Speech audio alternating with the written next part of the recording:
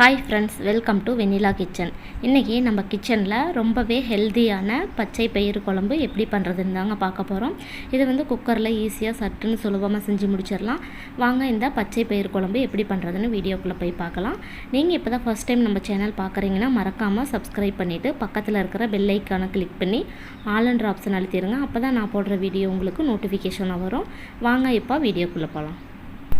இந்த பச்சை பயிறு குழம்பு பண்ணுறதுக்கு ஃபஸ்ட்டு வந்து ஒரு கப் அளவுக்கு பச்சை பயிறு எடுத்து நல்லா ஃப்ரை பண்ணிவிட்டு இதை வந்து 1/4 மணி நேரத்துக்கு முன்னாடியே ஊற வச்சு எடுத்துக்கோங்க. நான் வந்து 1/4 மணி நேரத்துக்கு முன்னாடியே ஊற வச்சு எடுத்துட்டு நல்லா வாஷ் பண்ணிவிட்டேன். இதை வந்து குக்கரில் சேர்த்துட்டு 2 கப் அளவுக்கு தண்ணி ஆட் பண்ணிக்கோங்க.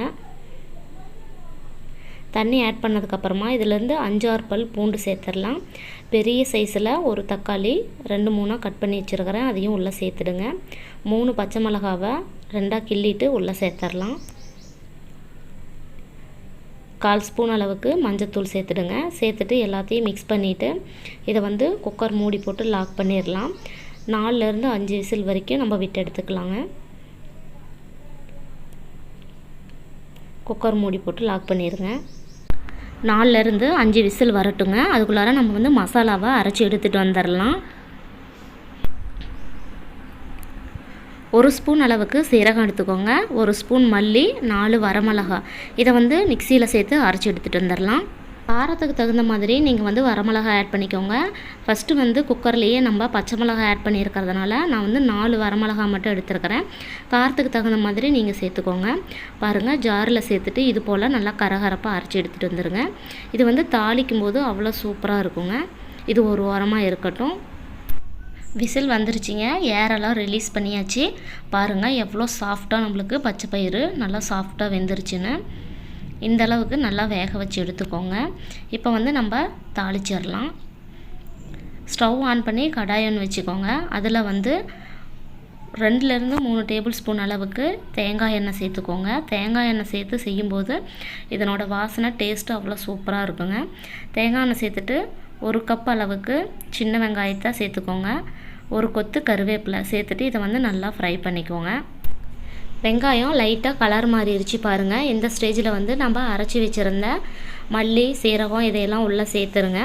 இந்த மாதிரி தேங்காய் எண்ணெயில் மல்லியை அரைச்சி இது சேர்க்கும்போது நம்மளுக்கு பச்சை பயிரோட டேஸ்ட்டும் வாசனையும் அவ்வளோ சூப்பராக இருக்கும். கண்டிப்பாக நீங்கள் ட்ரை பண்ணிவிட்டு ஃபீட்பேக் எப்படி இருந்துச்சுன்னு எனக்கு கமெண்ட் பாக்ஸில் கமெண்ட் பண்ணுங்கள். மசாலாலாம் ஓரளவுக்கு நல்லா ஃப்ரை ஆயிடுச்சு. இப்போ வந்து நம்ம பச்சை பயிரில் இதை வந்து சேர்த்துடலாம். குக்கர் மறுபடியும் அடுப்பில் எடுத்து வச்சுருங்க. அடுப்பில் வச்சுட்டு இந்த நம்ம தாளித்த வெங்காயத்தை உள்ளே சேர்த்துடுங்க. கொஞ்சமாக தண்ணி ஆட் பண்ணி நல்லா வாஷ் பண்ணிவிட்டு அதையும் உள்ளே சேர்த்துடுங்க. இப்போ குழம்புக்கு தேவையான அளவு உப்பு சேர்த்துட்டு 1/2 ஸ்பூன் அளவுக்கு மஞ்சத்தூள் சேர்த்துட்டு நல்லா மிக்ஸ் பண்ணிக்கோங்க. இது வந்து ஒரு கொதி நல்லா வரட்டும்.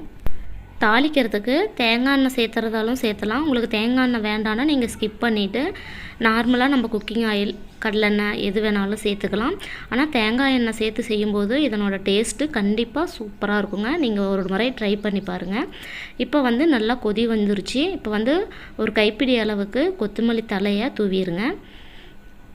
இப்போ வந்து இதனோட தண்ணியை கொஞ்சமாக வடித்து எடுத்துடலாம். பாருங்கள், கொஞ்சமாக தண்ணியை வடித்து எடுத்துட்டு மத்தொன்று வச்சு நல்லா நம்ம மேஷ் பண்ணிக்கலாம். பாருங்கள், இந்த அளவுக்கு நல்லா கடைஞ்சி எடுத்துக்கோங்க. இப்போ வந்து நம்ம பச்சை பயிறு கடைஞ்சாச்சு. இப்போ எடுத்து வச்சுருந்த தண்ணியும் இதில் ஆட் பண்ணிக்கலாம். ஆட் பண்ணிவிட்டு நல்லா மிக்ஸ் பண்ணிக்கோங்க. பாருங்கள் எவ்வளோ சூப்பராக நம்மளுக்கு பச்சை பயிறு குழம்பு ரெடி ஆயிடுச்சுன்னு. கண்டிப்பாக நீங்கள் இந்த மாதிரி ட்ரை பண்ணிவிட்டு எப்படி இருந்துச்சுன்னு கமெண்ட் பாக்ஸில் கமெண்ட் பண்ணுங்கள். நான் செஞ்ச இந்த குழம்பு உங்களுக்கு பிடிச்சிருந்துச்சுன்னா லைக் பண்ணி ஷேர் பண்ணுங்கள். மறக்காமல் வெண்ணிலா கிச்சனுக்கு சப்ஸ்கிரைப் பண்ணுங்கள். தேங்க்யூ.